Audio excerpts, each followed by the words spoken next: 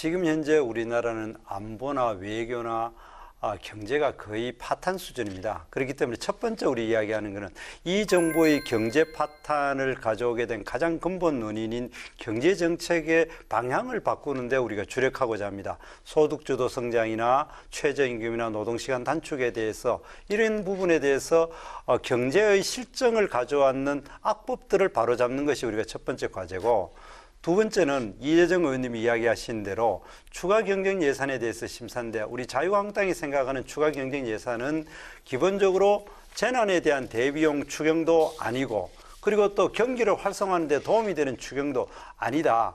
그렇기 때문에 진짜 재난을 당한 사람들에게 도움이 될 수 있고, 그리고 경기를 살릴 수 있는 그러한 추경이 될 수 있도록 심사하는 게 두 번째고, 그리고 또 세 번째, 우리나라 안보의 가장 그 문제점이 드러낸 삼척항의 북한 선박, 그것이 간첩선인지 아닌지도 아직도 규명이 안 된 부분에 대해서 여기에 대한 제대로 된 점검을 하는 것이 이번 남은 임시국회의 가장 큰 과제라고 생각을 합니다.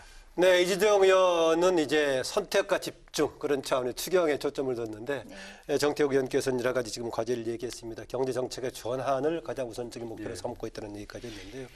당장 그 월요일에서 화요일 새벽까지 있었던 윤석열 검찰총장 후보자 인사청문회가 있었는데요. 인사청문 결과 이재정 의원님 어떻습니까? 여당은 지금 이미 적임자로 발표를 했고, 정의당도 뭐 동의하는 쪽 같고요. 예. 두 야당, 민주평화당도 상당히 초반부터 동의를 했고요. 그런데 예. 어떻습니까? 사람에 충성하는 것이 아니라 조직에 충성하겠다라는 명언을 날렸던 분인데요. 그냥 말만 번지르르 했던 게 아니라 검찰에서의 생활을 통해서 사실상 국민이 지지를 해오던 후보자입니다. 예. 사실 여권에서도 정치적인 목적으로 접근할 수가 없는 분이셨어요. 굉장히 엄격한 검찰주의자로 알려져 있었고요. 국정원 댓글 사건 당시에 외압 의혹을 폭로함으로써 알려졌지만, 대부분 저도 그때 당시에 변호사였었는데요. 네. 저는 굉장히 보수적인 분이다. 그러나 원칙적인 분이다. 검찰주의자다라는 평가가 많았습니다. 지금 역시 저는 조금 아쉬웠던 대목은 검찰개혁 의지가 조금 더 구체적으로 드러났었으면 어땠을까 하는 부분은 아쉽지만, 그럼에도 불구하고 현재 검찰의 수장으로 될 만한 후보군 가운데서 그만큼 원칙적으로 국민의 신뢰를 다시 회복하는 길에 적임자는 없다라는 생각입니다. 일부 의혹이 제기된 부분에 있어서도 사실상 의혹에 불과하다. 그리고 또 문제 제기된 부분에 있어서는 충분한 소명을 통해서 저는 밝혔다고 보고요. 그런 부분 역시도 공세만을 위한 문제 제기에 불과했고요. 다분히 의도적인 문제 제기로 이미 판명이 났다고 보입니다. 오늘 역시도 뭐 여러 가지 기사들이 나왔지만 후보자가 이미 청문회 과정에서 밝혔던 내용으로 다 가름될 수 있는 내용이라고 생각하고요. 네. 저는 검찰개혁 그토록 힘들었습니다. 하지만 할 수 있는 적격자, 그리고 국민이 전적으로 신임하고 신뢰를 보여주고 있습니다. 국회도 화답하면 좋겠습니다. 네, 자유한국당이 가장 적극적으로 반대를 하고 있고, 이제 바른미래당도 동조하고 있는 것 같은데, 심지어는 뭐 거짓답변 관련 고발 얘기까지 나오고 있던데요. 어떻습니까? 청문 결과. 이재정 의원이 원칙주의자라고 했는데, 원칙주의자가 그렇게 막 생으로 그렇게 거짓말을 그렇게 할 수가 있는 사람이 원칙주의자인지 모르겠어요. 그러니까 기본적으로 윤석열 후보자에 대한 시각은 그분이 이 정부가 범정부 차원에서 추진했는 적폐청산이란 이름으로 정적에 대한 수사와 보복에 가장 앞장선 인물이기 때문에 총선이란 중요한 사건을 앞둔 상황에서 누구보다도 공명정대한 검찰권을 행사해야 될 분이 적폐청산이라기가 전 정부의 박해에 가장 앞장섰던 분이 이 검찰총장으로 되는 바람직하지 않다. 이번 청문회 과정에서 나타나듯이 어떻게 하루 저녁에 성경에 나오듯이 3번을 부인하는 것이 아니라 6번이나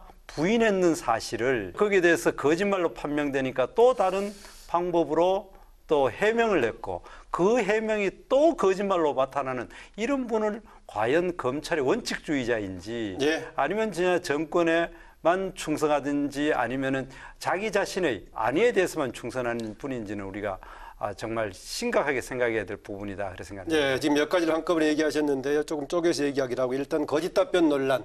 세 번이 아니고 6번까지 부인했다는 얘기를 하네요. 짧게만 제가 그거 말고 이제 적폐청산과 관련된 부분을 먼저 얘기하지 않을 수 없는데요. 그거 먼저 하십시오, 예, 그러면. 예. 정적을 제거하기 위함이다. 구체적 사건을 들겠습니다. 국정원 댓글 사건이 정치적인 수사였습니까?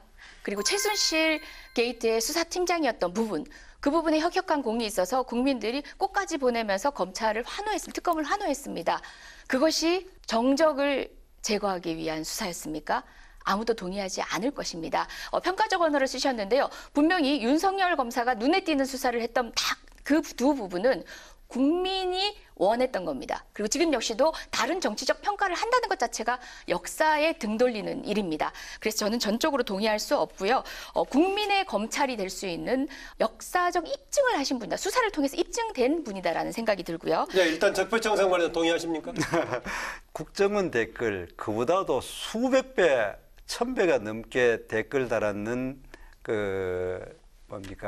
킹크랩 사건은 제대로 수사를 안 했어요. 형평성이 안 맞고. 드루킹 관련 예, 얘기하는 드루킹 겁니까? 이야기고 그다음에 역사가 증명한다는데 전임 정부를 이렇게 전임 대통령을 이렇게 박해를 하고 전임 국정원장 5명 있는 거를 다 구속시키는데 그 내용들이 대부분 어떻게 보면은 법의 잣대를 우리가 공정하게 생각을 하면은 주로 혐의가 직권 남용 부분이라든가 관행적으로 했던 특활비 문제 이런 거였습니다.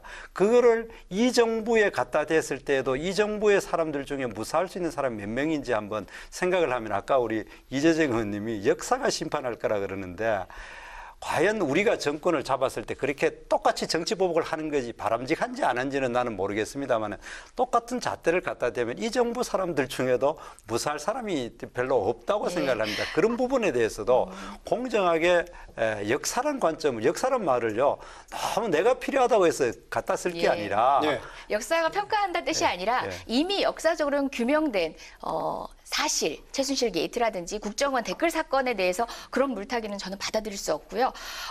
무엇보다 지금 킹크랩 사건하고 이야기를 하셨는데요. 저질 정치 브로커와 국가기관이 개입해서 댓글을 해서 선거에 개입한 사건을 어떻게 비교를 합니까? 정권의 보복이다 해서 물타기하는 방식으로 희석될 수 없는 분명한 정말 헌정사에 남기는 범죄였었습니다. 그리고 제가 답변을 그러면 다음 아까 거짓 답변 지금 문제 제기했습니다. 심지어는 3번 이상이 아니라 6번까지도 부인했다는 얘기 지적하시네요. 윤석열 후보자가 청문회 과정에서 한 사실은 굉장히 일관성 있습니다. 그 이야기를 기준으로 판단을 하시면 되고요. 그다음에 그 녹취록이 등장하면서 생긴 여러 가지 일들은 이해를 하시면 됩니다. 그 녹취록이요. 기자가 당초에 지금 문제되었던 그 문자 있잖아요. 윤가작이라고 명시됐던 문자를 윤가작이라고 하지 않고 후보자에게 전화를 했다고 합니다. 후보자가 소개를 해서 변호사 소개를 한다라는 문자가 제가 확인을 했고 발견을 했는데요. 라는 걸 전제로 해서 물어봅니다. 당시에 윤석열 검사는 대답을 하지만 전체적인 취지는 사건에 개입할 의도도 없고 개입하지 않았음이 되려 자명한 문자들이 내용 안에 드러납니다. 무엇보다 나는 이 사람 지금부터 내가 이 양반하고 사건 갖고 상담하면 안 되겠다 싶어가지고 그다음에 대진이가 이철규 집어넣었다고. 이철규 전 지금 현 의원이시죠. 당시 경기청장님이신데요. 집어넣었다고 얘들이 지금 형을 거른 거구나. 전체적인 사건에 대한 인식이 드러납니다. 굉장히 많은 눈들이 쳐다보고 있고 누군가를 소개시켜서 사건에 대한 개입을 해서 해결할 수 없는 사건임이 자명하게 드러납니다. 그 전반적인 사건에 대한 이해를 놓고 그 두 발언들을 대조를 해보시면요. 어긋난 답변이 아닙니다. 소개를 해줬다라는 것도 평가적 언어일 수 있거든요. 형사 사건을 선임하게 만들었는가, 아니면은 누군가의 사이에서 어떤 가교가 되었는가 등등 여러 가지 함의를 갖고 있는데 본인이 기억하는 일관된 사실 하나를 갖고 그 진실에 근거해서 답변을 한 겁니다. 관점을 바꿔보시면 어긋난 취지의 답변들이 아닙니다. 왜 계속 웃고 계시네요? 지금 이야기한 게 이해가 되겠어요. 자, 청문회 때 보면은 본인이 윤우진 서장 사건에 개입하고 없고 변호사를 속인 사실이 없다. 본인이 이야기하고 또 표창원 의원이 인터뷰한 적도 없습니까? 그러니까 인터뷰한 적도 없고 변호사 소개한 적이 없다. 주광덕 의원은 물은 것에 대해서 소개한 그런 사실 없다. 금태섭 의원 이야기한 데서 그런 관여한 입장도 있지도 아니었고 소개한 적이 없다. 자, 아까 이야기한 거는 이재정 의원이 전체적인 틀에서는 뭐라고 했든지 간에 팩트는 중요한 거는 변호사를 이남석 변호사를 소개했느냐 안 했느냐. 자기는 소개한 적 없다고 5번을 정확히 부인을 합니다. 그러니까 뉴스타파에서 이것이 내가 소개를 했고 내가 그냥 소개 정도가 아니라 가라 그랬다. 그리고 또 가라 그런 방법을 문자를 보내가지고 그냥 하면 전화 안 받으니까 네가 윤석열이가 소개한 사람이라까지 이야기를 했습니다. 그렇게 이야기는 그 거짓말로 드러났거든요. 그러니까 내가 기억이 잘못됐다. 선임은 하지 않았다 했는데 선임한 게 또 드러났어요. 그리고 또 한 가지는 여기에 대해서 해명이 또 더 가관입니다. 윤석열 후보자가 한 게 아니라 윤대정 국장이 이 윤우진 서장 동생이죠. 내가 했다. 왜 그렇게 했느냐? 윤석열 후보자가 하면은 변호사법 위반이 되니까 윤대진 국장이 하면 친형제이기 때문에 변호사법 위반 안 되니까 이제 따는 거예요. 그래 되고 윤석열 이분도 쟤를 보호하기 위해 했다 이렇게 이야기하는데 그걸 보고 있으면은 해명이 되기보다도 잠깐만요. 마치 이게 무슨 검찰 조직이 조폭 조직도 아니고 형님 먼저 아우 먼저 넣고 죄를 내가 덮어 쓰겠다. 뭐 나는 좀 형이 가벼울 것 같으니 괜찮다. 이런 거를 하는 모양들이 참 구차하기 짝이 없다는 거예요. 몇 가지 좀 팩트도 체크해드려야 될 것 같은데요. 일단은 변호사를 소개하지 않았다. 변호사를 소개하지 않았다. 변호사를 소개하지 않았다. 제기에는 진실로 들립니다. 청문회 과정에서 왜 변호사를 소개하지 않았다라고 표현을 했냐면요. 우리는 지금 변호사법 위반을 전제로 계속 얘기하고 있었습니다. 변호사법 위반이 뭐냐면요. 36조, 37조 위반이 있습니다. 37조는요. 직무관련성입니다. 자기가 맡고 있는 그 영역과 관련해서 변호사를 소개하면 안 되는 거고 형사처벌이 예정돼 있습니다. 직무 관련성 없습니다. 36조 기관 관련성입니다. 당의 기관, 같은 기관에서 맡고 있는 사건을 소개했을 때는 과태료 처분 사안입니다. 그리고 가족은 예외가 됩니다. 하지만 윤 후보자는요. 조금 전에 문제가 되니까 얘기하셨는데요. 윤 후보자는 어떤 걸로도 문제 안 됩니다. 직무 관련성이 없다는 것도 맞고요. 그다음에 당시에 윤 전 서장을 수사하던 것은 서울지방경찰청이고요. 수사지휘는 서울중앙지검에 하고 있었습니다. 윤 후보자는 대검 중수부입니다. 기관 관련성도 없습니다. 변호사법 위반의 소지가 없는 상황이었습니다. 그래서 누군가가 대신 나서기 위해서 윤 후보자가 했다고 하면 문제가 될까봐라는 것은 전제 사실 자체가 법률적으로 무의미한 내용이고요. 변호사를 소개하지 않았다는 것은 제가 조금 전에 읽어드렸던 녹취록 중에 그 단어들만 나열해서 보더라도 본인은 지금부터 내가 이야기하면 안 되겠다라고 해서 다른 사람을 안내를 한 정도의 개념과 변호사를 소개한 것은 다릅니다. 선임하지 않았다라고 얘기했고 선임하지 않은 것은 사실입니다. 선임됐다라고 밝혀졌다고 하는데요. 그건 사실과 다릅니다. 본인이 선임됐다라고 표현할 때는 형사사건 선임돼야 됩니다. 지금 언론에서 선임됐다라고 이야기하는 것은 그로부터 1년 반이 지난 시점에 징계사건의 행정법원에 선임료가 제출된 것을 이야기하는 거고요. 사실과 다릅니다. 네, 이 사안에 대해서 정태욱 의원님 얘기 여기까지 듣게 마무리하겠습니다. 어떻습니까? 검찰총장 자격에 어떤 정도의 변수가 된다고 보십니까? 이 논란. 아까 지금 이재정 의원님은 변호사 출신이니까 법정에서 그렇게 이야기는 할 수 있지만 국민들 보기에는 명백하게 거짓말한 겁니다. 그리고 해명한 것도 거짓말입니다. 그리고 그거를 다시 자기가 같은 검찰 조직에 있는 사람으로 하여금 대신 죄를 덮어쓰게 하는 것 자체도 도덕적으로 문제가 있습니다. 이 부분입니다. 그렇기 때문에 이 부분은 검찰이 누구보다도 도덕성이 중요하고 이런 검찰총장 자격이 없다. 아까 이야기하신 거는 법정에 가가지고 진짜 변호사법 위반인지 아니냐를 따졌을 때는 그렇게 변호하십시오. 그러나 국민들이 시각으로 바라봤을 때 검찰 조직의 총수로서의 과연 눈높이에 맞느냐 그 부분에 보면 명백히 아니라는 것을 이야기를 하시고 해명 방법도 아주 구차하다. 알겠습니다. 이재정 의원께서는 이 논란 자체도 다른 측면에서 조명해 줬기 때문에 임명의 걸림돌은 아니다라고 이미 정리하셨고요. 네.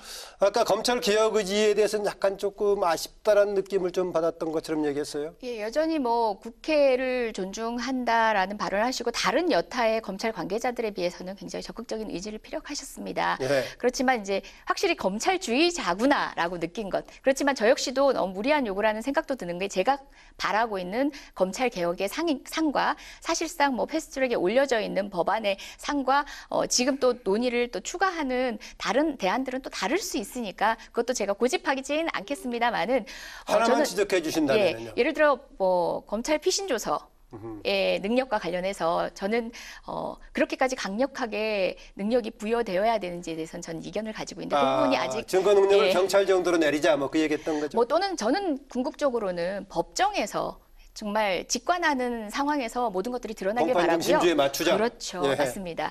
그래서 이제 그 신문 조서의 기대는 전체적인 형사 절차 자체에 대한 저는 개혁의 희망 사항이 있기 때문에 그 부분을 이제 유난히 좀 도드라지게 들여다봤고요. 윤석열 이 후보자의 장점에 대한 부각이 어려운 청문회가 됐다는 건 좀 아쉽긴 하고요. 그럼에도 불구하고 그가 보여줬던 여러 가지 강직한 검찰 개혁에 대한 의지 그리고 그가 수사 과정에 있어서의 무엇보다 공정성 그리고 검찰 개혁의 중립성을 주안으로 두어서 검사 생활을 해왔다는 것들은 국민이 납득하실 수 있을 만큼 설명됐다는 생각입니다. 예, 자유한국당은 청문 보고서 채택에 참여하지 않을 것처럼 보이는데요. 예, 일반적인 관측들은 일정이 되면은 대체로 임명하는 쪽 아니냐라고 분석들을 하고 있더라고요. 그렇죠. 이제 우리가 이 정부가 출범할 때 가장 많은 문제점을 제기했는 것이 박근혜 정부와 불통이라는데 이 문재인 정부가 가지고 있는 불통은 끝도 없습니다. 장관급을 12명이나 청문 보고서 없이 채택을 했습니다. 오히려 박근혜 정부 전체를 통해 가지고 서너 명밖에 되지 않습니다. 그래 되듯이 이 정부는 분명히 또 어떠한 의혹이 제기되든 간에 또 그대로 밀어붙일 겁니다. 그럼 물론 권력을 가진 사람이 자기 멋대로 하는 것에 누가 맡겠습니까? 그렇게 할 거라고 생각을 합니다. 그러나 그것이 과연 이 정부가 성공한 정부가 될 것이냐?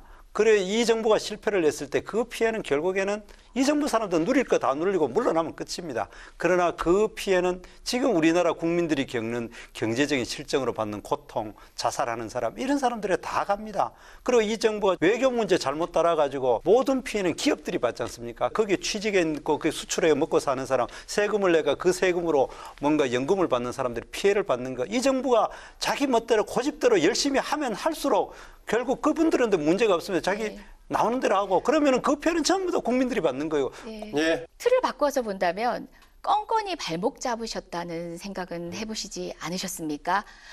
과도하게 발목 잡았다는 얘기입니다. 동의하지 않았는데 임명을 했다.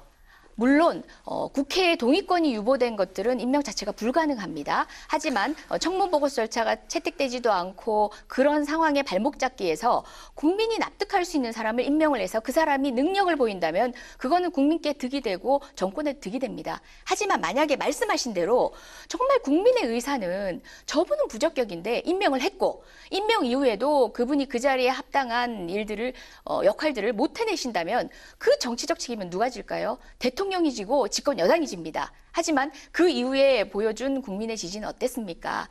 지금 지적하신 사항들은 사실은 여러 여론을 더 되짚어 보더라도 야당의 지나친 발목 잡기, 사사건건 발목 잡기에 기인한 측면이 큽니다. 네, 정부 야당의 일방적인 인사정책이라기보다는 과도하게 야당에서 과도한 발목 잡기였다. 예, 그러면은 답변이었습니다. 우리가 발목 잡기보다도 문재인 대통령이 공약으로 내세운 5대 그 인사 기준 그거 맞추지 못한 사람 많이 7대까지 확장을 했습니다. 그리고 네. 그 7대 확대가 숫자는 늘렸지만 대폭 줄였는 것이 7대 기준이었어요.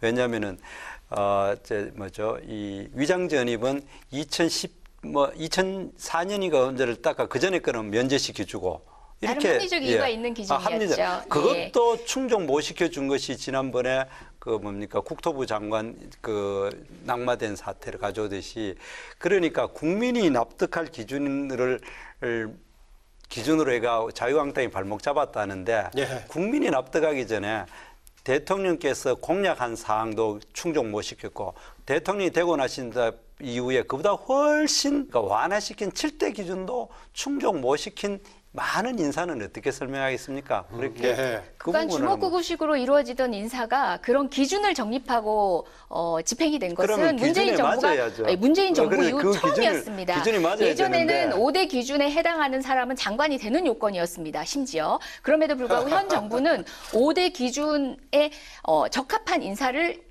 여러분께 제안을 드렸고 말씀하신 국토부 장관 경우에는 우리 여당에서도 이견을 보였고 그래서 이제 시쳇말로 낙마라는 결과를 맞게 된 겁니다. 국민의 의사를 겸허하게 받아들였습니다. 하지만 여타의 경우에는 네. 위장 전입이라 할지라도 납득할 만한 이유가 있고 그 소위 말하는 기준점을 정할 때 조건으로 걸었던 내용에 걸리지 않았었습니다. 네. 자꾸 5대 기준 위반이라고 하는데요. 면밀히 들여다볼 때 5대 기준 위반자가 장관으로 임명된 적은 없습니다. 네, 짧게 추가하시고 마무리하겠습니다. 변호사님이 되게 너무 말을 잘못하시가 잘하시가 힘듭니다. 네, 좋습니다. 그러면 뭐 이렇게 마무리하죠. 지금 윤석열 검찰총장 후보자 인사청문 이후에 임명 관련해서 논의하다가 문재인 정부의 그동안의 인사 관행에 대해서 입장의 차를 지금 보이는 상황이었습니다. 이번 임시국회 또 중요한 과제, 아까 이재정 의원께서 얘기했던 추경 관련 얘기입니다.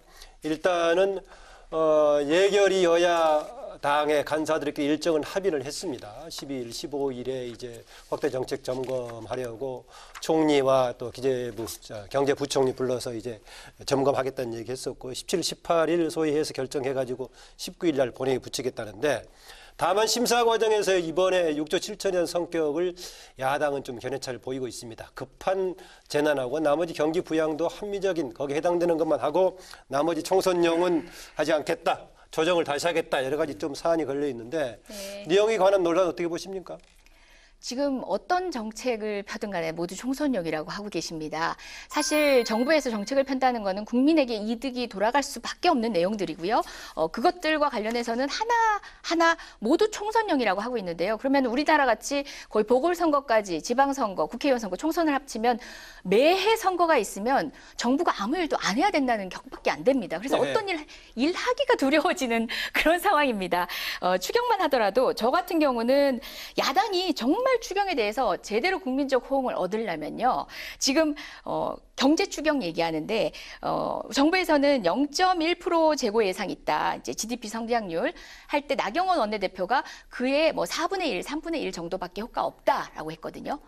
확장적 재정정책 펴라. 추경을 더 늘려라. 그래서 1% 맞춰라. 하는 게 되려 굉장히 선도적인 공격이 될 수 있고 국민적 호응을 얻을 수 있습니다. 지금 계속 경제정책을 이야기할 때는 최저임금이라든지 몇 가지 정책에 한해서만 자꾸 얘기를 하시는데 저는 그것이 가져오는 사회적인 효과 그리고 타격을 입는 분에 대한 현실적인 모습을 부인하는 것들이 아니라 자꾸 거기에만 얽매이시니까 정체적인 경제의 큰 틀을 못 보시는 거예요. 진짜 우리 경제가 저성장 구조로 갈 수밖에 없는 고성장 이후에 저성장 구조로 갈 수밖에 없는 국가적 요인도 있고요. 그다음에 반도체 등의 위기를 통해 가지고 세계 경제가 하방 추세인 그런 여러 가지 여건들을 살펴야 합니다. 그래서 확장적 재정 정책을 권하고 있는 국제 기구의 의사들이 그러면은 문정부와 소통을 해서 왜곡됐던 겁니까? 거기에 대해서는 어떤 답변도 하지 않으시면서도 확장 재정 정책을 두려워하게 하면서 빚 늘려서 추경하고 있다라는 식으로 국민을 오도하고 있습니다. 네. 뭐 이제 나중에 확장재정 정책은 또 넓은 의미에서 얘기할 수가 있겠고 일단 급하다는 이번에 6조 7천억 내용과서는 야당이 총선용이라고 할 만한 대목이 있느냐 그 말입니다. 전 납득할 수 제가 없죠. 이렇게 일단 재난 추경에 대해서는 내가 뭐 일단 할 말이 많은데 재난 추경 안에도요 미세먼지 대책이라는 게 마스크 3천만 개를 사가지고 국민한테 뿌리는 거예요. 그리고 또 무슨 꿀뚝 감시 요원을 1000명을 해가지고 꿀뚝에 미세먼지 나오는 쳐다보는데 미세먼지가 눈에 보입니까? 그거를 나는 그래가 1000명을 고용하는 게 무슨 장비를 구입하거나 임차하는 비용이냐 그런 것도 없어요. 그냥 아르바이트생 하루에 한 4, 5만 원 줘가지고 하는 이런 돈들이에요. 자, 그런 거는 뭐 보다 경기 활성화를 했는데 지금 현재 올해 본 예산 자체가 470조 원입니다. 그리고 그건 작년 대비 9% 늘어난 엄청 우리나라 경제 성장률이 3배가 넘는 거를 생긴데 거기에 대해서 이번에 추경은 6조 7천억 1.6%밖에 안 됩니다. 정말 경기 부양 효과가 형편없이 작을 뿐더러 지금 현재 우리나라 경기가 나쁜 이유는 재정이 확장되지 않아서 그런 게 아닙니다. 원래 본예산 자체가 9%, 9.7%인가 뭐 그렇게까지 확장을 했는데도 경기가 나쁜 거는 잘못된 경제 정책인 소득주도 성장, 최저임금, 노동시간 단축, 그리고 기업인들을 그저 오라 가라 이래라 뭐 수사를 했다. 기업인들을 혼내야 된다. 예, 예. 이런 이야기를 하는 잘못된 경제 정책 때문에 기업이 활성화 안 되지. 그런 정책을 바꾸지 않고 그까지 470조 원 원래 예산의 1.6%밖에 안 되는 예산을 투입해가지고 그것도 빛을 내가 해가지고 경기 활성화 되겠느냐. 그 부분은 반성하셔야 될 부분이지. 이거를 우리한테 이야기할 게 아니고 확장적 경제 정책은 다른 정책과 같이 했을 때 확장적 재정 정책이요. 예. 확장적 재정 정책이 효과가 있는 거지. 다른 거 지금 근본적으로 우리나라 경제가 주변 나라가 다 호황이지 않습니까? 예. 그런데 우리만 나홀로 불황에 빠지는 그 이유를 놔둬놓고 추경만으로 이야기하는 거는 예, 좋습니다. 원질 문제가 아니죠. 아까 그 정태욱 의원께서 국회의 핵심적인 과제로 정부의 경제 정책을 이대로 둬서는 안 되기 때문에 전환시키도록 하는데 우선적인 방점을 두고 있다라고 말씀하셨는데 국회에서 어떤 활동을 통해서 전환을 하시겠다는 겁니까? 경제 원탁 토론 등을 통해서 하겠다는 겁니까?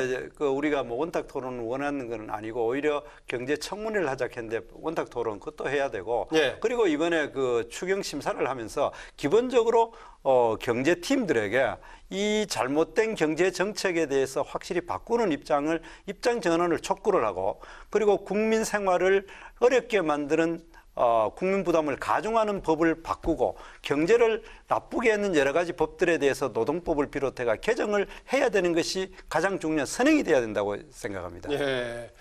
이제 심사 과정에서 그럼 논란이 상당히 크게 예상이 되는데 네. 그러나 대강 합의했다면은 어느 정도 조금 그래도 조금 수렴한 상황이 아닌가 느낌도 드는데요. 예, 뭐 하나하나 항목을 보면 동의하실 수밖에 없는 것들입니다. 심지어 예전에는 재난 추경 없다라는 이야기까지 하셨는데요. 저희 당에서는 사실상 재난 추경의 대상이 되는 지역구를 거론하면서까지 대변인 논평까지 했습니다. 의원님 관심 없으십니까? 이런 대변인 논평까지 했습니다. 그러다 보니까 재난 추경이 있다는 사실 자체는 인정하시는 방식으로 가실 수밖에 없었고 추경을 인정하실 수밖에 없는 형편들은 이제 하나하나 꼼꼼히 들여다보시면 더 납득하실 겁니다. 지금 본 예산 얘기하셨는데 저희 문재인 정부 출범하고는 사실상 국제기구 IMF든 OECD든 요청하고 있는 확장적 재정 정책을 제대로 실행해 본 적이 없습니다. 매번 예산이라는 것은 야당과의 합의를 통해서 할 수밖에 없기 때문에 제대로 된 정책을 펴본 적이 없지만 그렇다 보니까 다급한 상황에서 지금도 IMF는 10조 추경을 권고를 했습니다. 한때 뭐 9조 얼마 나왔었죠. 네네. 예. 그럼에도 불구하고 방금도 얘기하셨듯이 지금 이 정도로 가지고는 재고가 얼마나 될지 뭐 우리가 0.1%라고 얘기했지만 그것도 안 된다라는 게 자유한국당의 입장이라면 이 재정 정책에 대해서 총괄적으로 좀 협력적으로 한번 살펴봐 주시면 어떨까라는 확장적 정책 얘기를 하면은 뭐 건전성 문제는 그렇죠. 어떻게 보시나요? 그렇죠. 건전성 문제도 정말 개인의 신용과 똑같이 거시공제를 바라보는 그런 잘못된 틀이 저는 국민을 오도하고 있다고 생각하는데 이제 국민도 조금씩 알아가시는 겁니다. 일본만 하더라도 200%입니다. 뭐 OECD 이제 평균 국가들 보면요, 다들 100% 수준에 육박하고 있거든요. 우리나라가 뭐 40%를 넘어서서 40%가 심리적 저지선인 것처럼 얘기했는데요.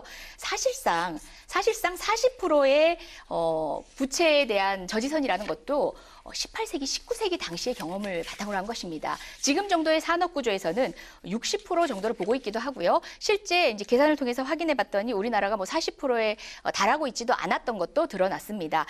확장적 재정 정책이라고 얘기할 때 자꾸 이제 재정 위기를 얘기하는데요. 재정이라는 거는요. 만약에 심리적 마지노선이 있다면 정말 써야 되는데 돈을 써야 되는 데는 있는데 하지만 이건 넘기면 안 되니까 쓰지 말자는 할 수 있습니다.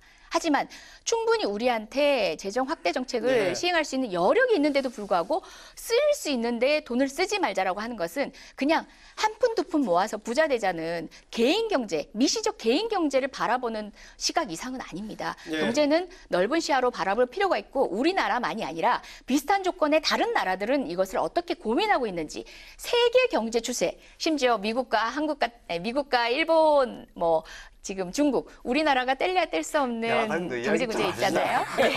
여당만 이야기하지 말고 큰 틀에서 당정 협의할 때 그래 많이 이야기하시고. 네, 좋습니다. 하여튼 그렇게 재정 건전성 큰 틀에서 보고 관련해가지고는 싶습니다. 우려할 수준이 예. 아니다. 더구나 제가 다른 나라들하고 할게요. 비교해봤을 때 예. 그런 얘기하고 있습니다. 그러니까 지금 일본이 200%이기 때문에 괜찮고 실제로 따져보면 미국도 100%입니다. 영국도 한 7, 80% 되는 걸 아는데 그러나 그런 나라들은 사실 기축통화 국가입니다. 기축통화가 미국, 일본, 중국, 영국, 프랑스, 독일 이 정도 기축통화국들은 자기들이 안 되면은 돈을 찍어낼 수가 있습니다. 그래도 그런 거하고 우리하고 비교하면 안 되고 일본은 200%가 실제 넘고 240%가 되는데 일본은 통화를 대부분 빚을 전부 다 일본 국민이 95% 가지고 있습니다. 그리고 일본은 오히려 마이너스 금리이기 때문에 미국이 일본 사람들이 정부가 돈을 내면은 일본 정부가 손해를 보지 않고 갚을 의미가 없고 상환만 대환만 하고 됩니다. 그거하고 비교하면 안 되고 우리가 40%가 안 된다 했는데 정확한 논리가 이겁니다. 뭐 개수 조정 이후에는 40%가 안 됐습니다. 그래 그거는 아니 조정 이유가 아니라 국가 부채가 네 종류가 있습니다. D1, D2, D3, D4가 있는데 D1은 정부와 지자체의 기준으로는 지금 38%고 그러니까 정부와 지자체의 부채 플러스 해가지고 국민연금이나 건강공단이나 사학기금이나 그죠 공무원이 보증했는 이것까지 합하면 42%고 그리고 공공기관 부채 한전이나 LH공사 같은 비금융기관까지 합하면은 우리가 지금 60%입니다. 그런데 여기 또 포함 안 되는 거 외국에 없는 것 중에 우리나라가 있는 게 뭐가 있느냐 하면은 금융공기업을 가지고 있습니다. 산업은행, 기업은행, 수출입은행 이런 거는 최종적으로 국가가 보증합니다. 외국에는 그런 게 별로 없어요. 그런 부채까지 합하면 60% 플러스가 한 60%를 훨씬 넘어갑니다. 내가 책임 있는 자로서 내가 얼마라고 이야기하지 못하는 통계조차도 없습니다. 그래야 되고 우리나라는 기축통화 국가가 아니고 연간 국채 금리가 2%를 넘습니다.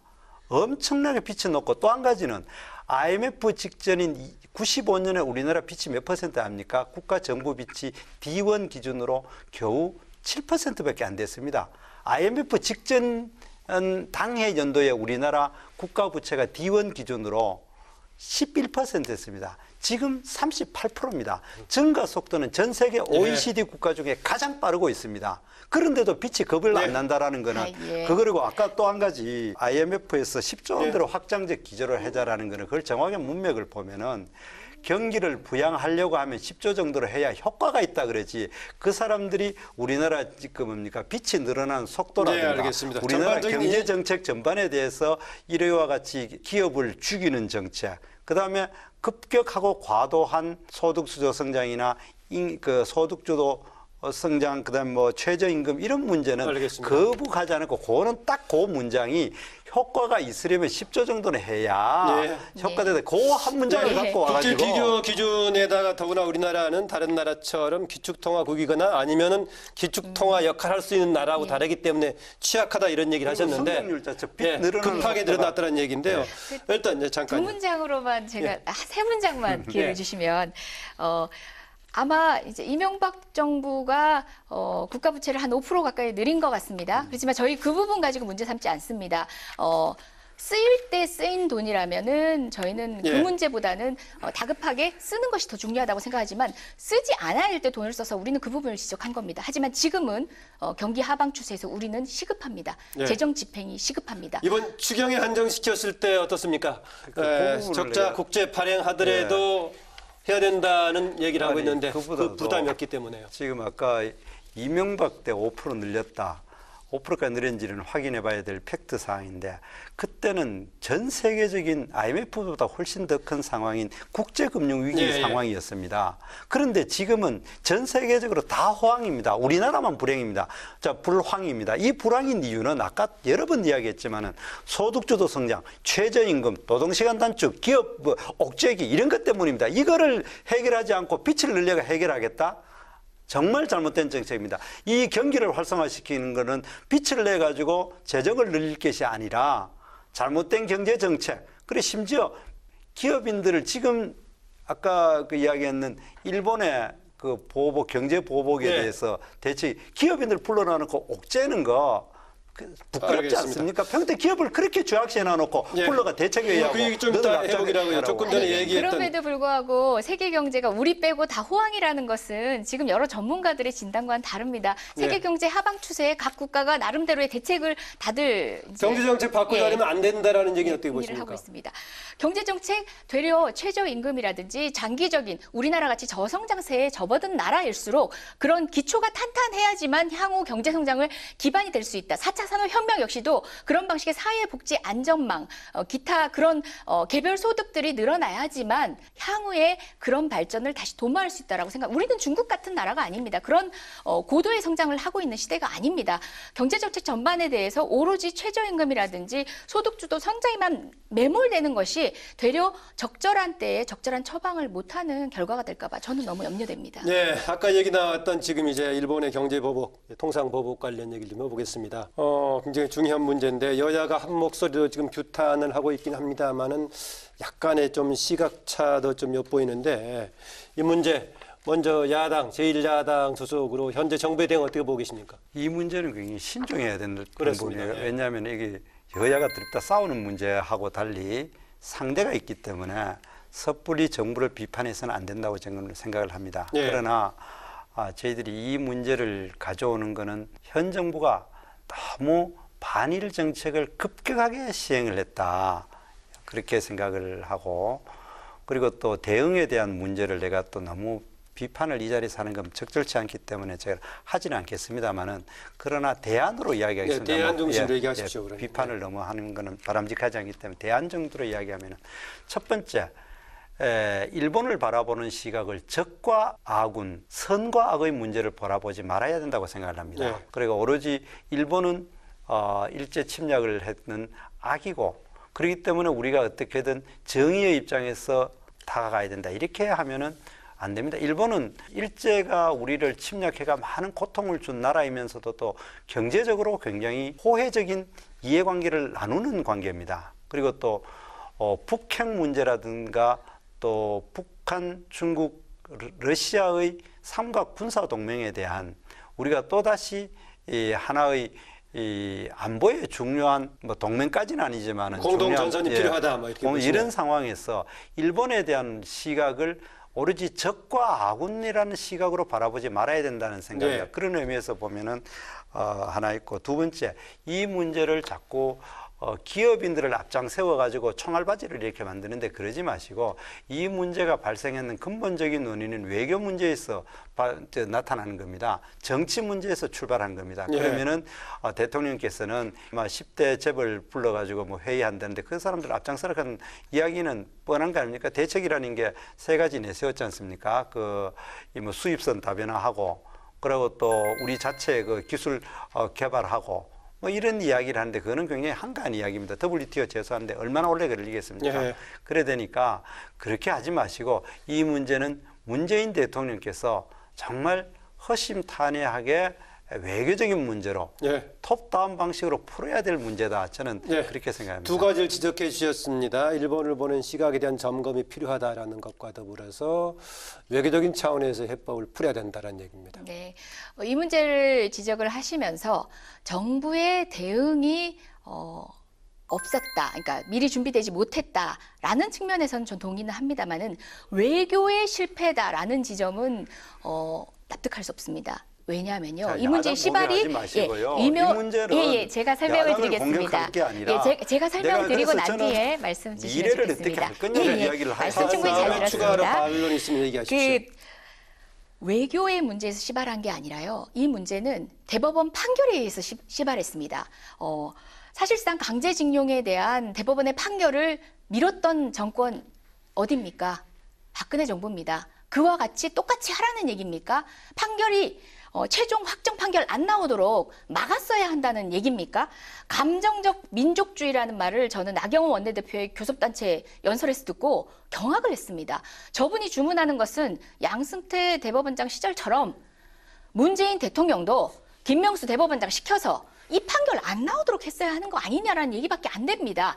씨발은 거기에 있었습니다. 하지만 분명한 것은 그 향후의 일본의 반응, 그리고 우리가 내세울 수 있는 타협안을 일본이 받아들일 수 있는지, 그렇다면 우리는 어떤 조정 절차를 통해서 이 문제에 대한 반발을 최소화시킬 수 있을 것인가에 대한 정부의 대응이 부족했다는 점의 지적은 저도 동감을 합니다. 네, 하지만 이후의 세부적인 전략의 부족은 인정하지만 하지만 반일 감정 이렇게 내세우는 것은 국민을 모욕한 일이라고 생각합니다. 그러니까 제가 생각에 외교 문제가 아니다. 대법 판결의 문제다. 맞습니다. 대법 판결이었으면 거기 대책을 세웠어야죠. 그래 됐고 지금 이 문제를 자꾸 의병을 일으키자, 일본산 제품을 불매운동하자 이렇게 해가지고는 해결이 되지도 않고 오히려 우리 기업들과 우리 경제에 깊은 내상만 일으킬 겁니다. 이래 되면은 제가 계속 정말 지금 대응에 대해서 많은 비판을 하고 싶은 마음이 있지만 제가 야당이지만 우리 당의 기조가 정부 하는 것에 대해서 비판을 하지 말자 했기 때문에 내가 두 가지가 전체적인 기조에서는 외교에서 출발했던 외교로 풀어라. 그리고 또 이거는 반일 감정으로 해결할 문제가 아니라 의병을 일으켜야 될 일이 아니고 왜 광군 떠났고 의병이 일어납니까? 완전 광군 다 죽어버렸습니까? 우리나라 뭡니까? 외교부는 없어져 버렸습니까? 청와대는 없어져 버렸습니까? 정부는 없어져 버렸습니까? 왜 의병을 일으킵니까? 임진왜란 때 같이 무기력할 때 의병이 나온다는 논리를 지금 광군 말씀하시네요. 다 죽어버리고 뭡니까 우리 임진왜란 때 딱 두 번 사왔지 않습니까? 동래성에서 한 번 사오고 충주에서 탄금대에서 박살나고 난 다음부터 광군이 없어져 버리니까 의병이 일으켰잖아요. 지금 우리 그러면은 지금 의병을 일으키자고 이야기하는 거는 이 정부는 외교부는 없어져 버렸고 총리실이 없어져 버렸고 청와대도 없어져 버렸고 여당도 없어져 버리니까 의병을 일으키자는 거 아닙니까? 정부가 스스로 의병을 얘기하지 그런 않았고요. 이야기를 하면은 안 되죠. 굉장히 매력적인 표현을 쓰셨는데요. 정확한 비유는 아니신 것 같아요. 의병을 일으키자고 하는 국민들의 반일 감정은 정부가 유도한 게 아닙니다. 정부는 되려 이제 외교를 통해 풀려고 이제 하고 있습니다만은 오히려 국민이 정부의 뜨뜻미지근한 태도에 더 분노를 하고 있는 측면이 있습니다. 저는 지금 뭐 불매운동이라든지 이런 거 뭐 정치권에 나서서 동조한 것도 아니고요. 국민이 느끼는 민족적 자존심인 겁니다. 하지만 그 부분에 대해서 우리가 이제 가르치듯이 다가가서 어떤 이야기를 할 수 있는 건 아니고요. 정부가 해야 하는 대책들을 수립해서 안심시켜 드리는 수밖에 없다고 생각합니다. 하지만 분명한 건 일본 역시도 다분히 감정적인 대응을 했고 국제사회에서 바라볼 때는 일본의 그런 조치들 자체가 WTO의 규정에 위반한다라는 인식도 많습니다. 저는 지금 다자간 외교를 통해서 풀어도 내야 되고요. 그리고 또 일본과 한국과의 관계를 향후에 어떤 방식으로 갔을 때 민족적 자존심도 지키면서 그리고 또 이웃 나라와 기댈 수밖에 없는 경제적으로든 문화적으로든 기댈 수밖에 없는 우리 관계를 미래적으로 그렇죠. 협력 관계를 같이 이끌어가는 것 정부의 큰 숙제가 남겨져 있고요. 그건 여야가 공히 머리를 맞대고 지혜를 찾아야 된다고 생각합니다. 당연히 우리 정부 차원에서 무슨 의병이라든가 또 뭐 불매 관련 언급도 나온 적이 없습니다만 아까 정태욱 의원이 얘기한 거는 여당 의원이 또 그 얘기를 하니까 정부에 준한 지금 의미로서 지금 문제 제기를 한 것 같은데 그건 어떻게 보십니까? 아니 뭐 지금 뭐 이제 위원장 이제 저희가 특위위원회 위원장으로 아마 선임이 돼서 관련해서 이제 언급이 있으셨던 것 같은데요. 그게 이 문제를 대하는 뭐 총체적인 대책으로 이제 단선적으로 보여드린 것만 아니라고 생각합니다. 분명히 일본의 조치에 대해서는 부당함을 지적할 수 있어야 우리나라 마땅한 정치인이고요. 우리 국회의원 300명 모두가 정말 외교적 노력을 해야 되기 때문에 우리가 한마디도 거들면 안 된다.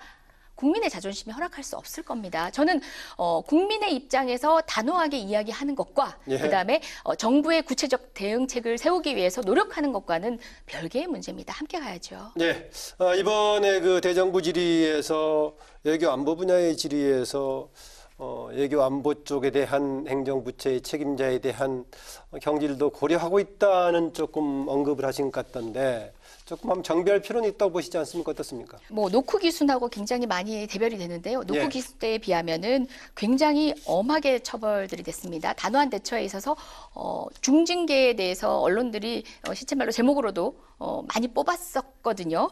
근데 이번에 답변을 하는 과정에서 관련자에 대한 그런 책임을 묻겠다라는 취지로 해석할 수 있는 여지는 없다라고 봅니다. 그러니까 야당 의원이 그렇게 물으시니까 검토해보겠다는 취지로 답변하시는 걸 현장에서 들었는데요.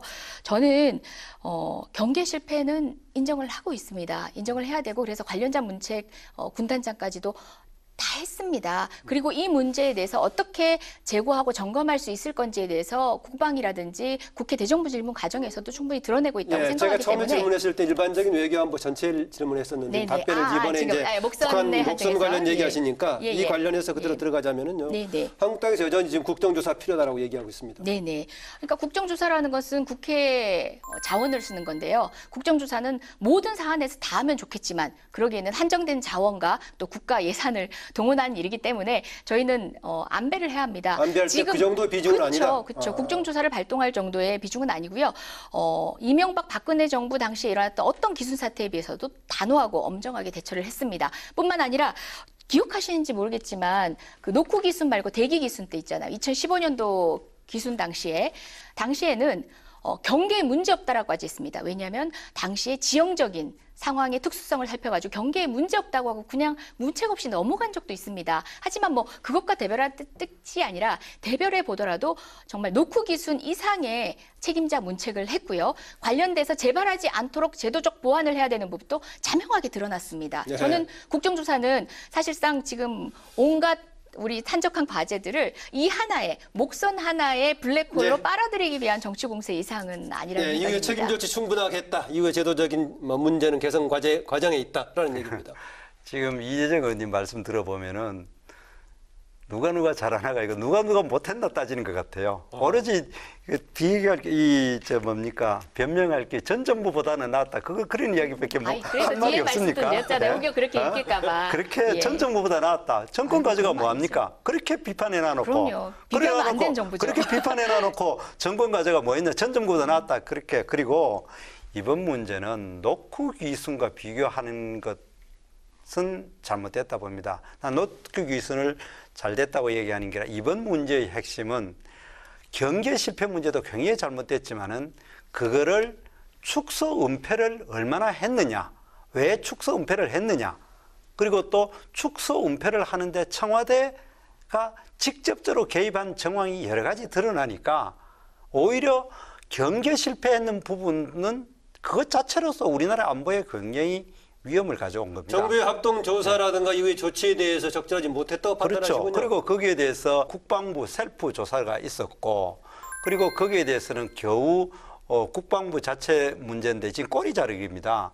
이 문제의 핵심은 국방부 내지 해경청과 이런 데 경찰서, 이제 우리 경찰청 삼각의 그 경계를 실패한 부분이 첫 번째 한 부분이고, 두 번째 부분은 이것을 국민에게 발표하고 하는 과정에서 축소 은폐한 것이 얼마나 축소 은폐를 했느냐, 이런 부분이고, 어떻게 축소 은폐를 했느냐, 왜 그렇게 했느냐라는 것이 두 번째 의문이고, 세 번째는 여기에 청와대가 얼마나 개입했느냐, 이것이 의문입니다. 지금 이야기하시는 그 이재정 의원님 이야기에는 노쿠 기순과 해가지고 경계 실패에 대한 거 이야기하는데, 실제로 더 이 사태의 핵심적인 문제는 축소 은폐를 왜 국민을 저렇게 속여도 되느냐라는 측면하고, 그거를 또 더구나 예를 들어 경찰청이나 해경청이나 국방부는 문책이 두려워가지고 뭐 했다라는 걸 인지상정 이해할 수 있어요. 우리가 비난을 하지만. 그러나 청와대가 주도했다라는 여러 가지 정황이 지금 보이고 있지 않습니까? 그런 상황에서는 이거는 정말 국기를 문란시키는 굉장히 중요한 사안이라는 겁니다. 이 부분에 대해서 국정조사를 하자는 거지, 예. 경계 실패했는 부분만을 하자는 게 아니에요. 예. 그 부분은 저도 더 이해가 안 되는 게, 저를 좀 납득시켜 주셨으면 좋겠어요. 축소 은폐라고 하는데 왜 축소 은폐를 했느냐, 왜 또 축소 그 은폐에 과정에 청와대가 청와대 개입을 했느냐라고 예. 하는데, 그렇다면 전제가 축소 은폐가 있어야 되잖아요.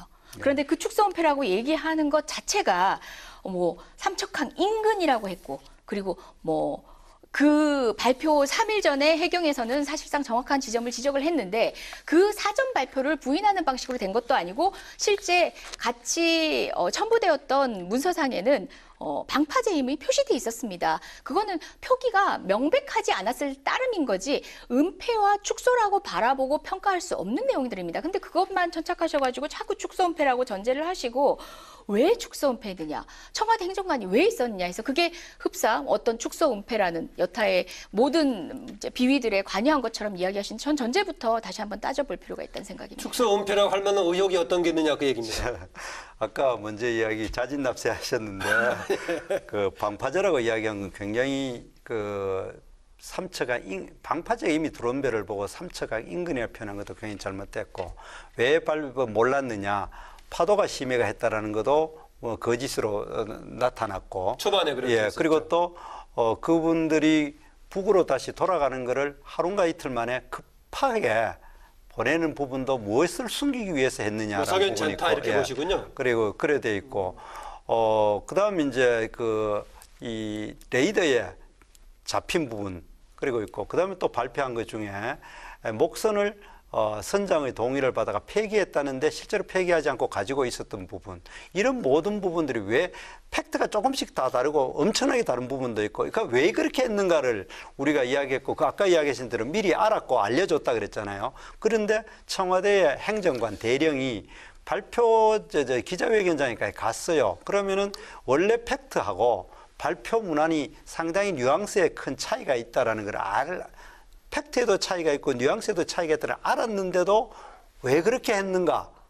그것이 바로 팩트가 많이 잘못됐고 뉘앙스가 잘못됐는 게 축세 은폐라는 거고 그 발표를 하고 하는 데 있어가지고 청와대 행정관이 갔었고 그 하는 것에 국방부는 빠져라 경찰청이 빠져라 뭐 이렇게 이야기한 지시한 것이 우리가 보기에는 청와대라는 겁니다. 그렇기 때문에 청와대가 좋습니다. 개입됐다 이렇게 이 부분에 견해 차이가 있으신데 그렇습니다. 정태욱 의원님 그러면은 견해 차이가 있는 부분을 해당 상임위에서 따져볼 수 있는 거 아니냐라고 지금 이인영 원내대표 등은 얘기를 하는데 이거는 어떻습니까? 그보다도 훨씬 더 규모가 큰 국정조사로 가야 된다.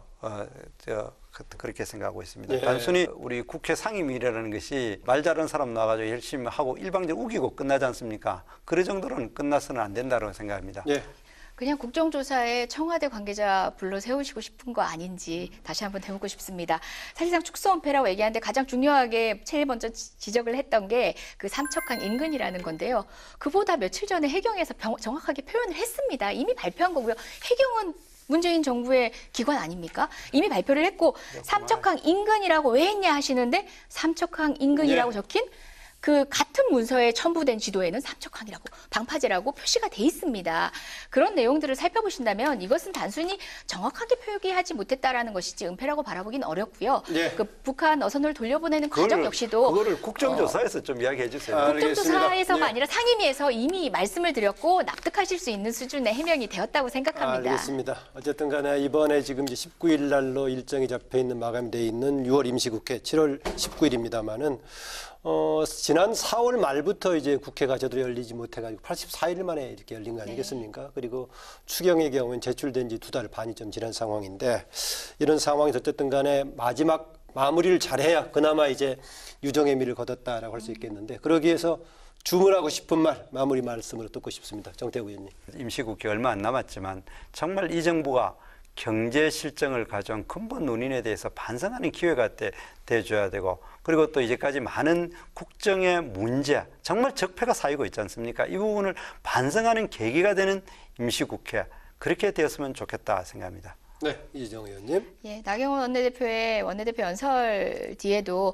우리 이인영 원내대표께서 말씀하신 것처럼 일하는 국회를 위한 재원에는 답이 없었다 이런 얘기 하거든요. 저는 사실 국회에 산적한 14,000여 건의 법률, 특히 제가 소속돼 있는 행안위 같은 경우는 그 평균치를 넘었습니다. 위원회 평균치를 넘어서고 있는데 이 법률안을 심사할 생각을 하면 잠이 안 옵니다. 그래서 저는 최소한 일하는 국회를 위해서 한 달에 2번 이상 법안 소위를 열자라는 우리 합의도 했었는데요. 법률안도 통과를 시켰는데 그 이상의 조치가 필요하다고 생각합니다. 이제는 폐기 법률안 없는 20대 국회를 위해서 전 정말 이틀에 한 번씩이라도 법안 소위는 만약 뭐 쉼이 필요하다면은 사모임을 해가면서라도 법안 소위를 상시화시켜서 법안 처리에 일하는 국회를 위해서 이제 더 이상 정쟁에 휘둘리지 않는 일하는 국회를 위해서 여야가 좀 지혜를 모았으면 좋겠습니다.